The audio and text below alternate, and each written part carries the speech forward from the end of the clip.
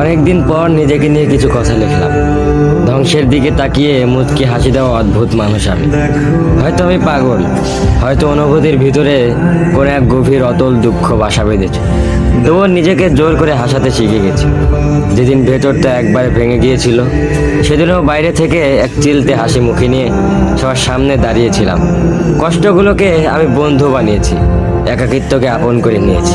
মানুষ ভাবে আমি হয়তো সুখী, শক্ত, নির্লিপ্ত, কিন্তু তারা জানে না প্রতি রাত আমার এক একটা লড়াই। নিজেকে নিজেই বুঝিয়ে রাখি তুই ভালো আছিস, অথচ আমি জানি আমি ভালো নেই। ভেঙে যাচ্ছি প্রতিদিন একটু একটু করে, আর এই ধ্বংস হওয়াটাকে যেন ভালোবেসে ফেলেছি। আমি সেই মানুষ যে হার মানার আগে হাসে, কারণ জানি কান্না দেখিয়ে লাভ নেই।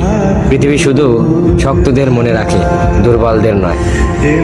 তাই আমি অদ্ভুত, আমি অনুভূতির আগুনে পুড়ে যাওয়া নীরব যোদ্ধা। আমার জীবন কোনো সুখের গল্প নয়, এটা নিঃশব্দ বিপ্লব, যেখানে হাসির আড়ালে লুকানো থাকে হাজারো না বলা কথা, ভাঙা স্বপ্ন, হারিয়ে যাওয়া আমি।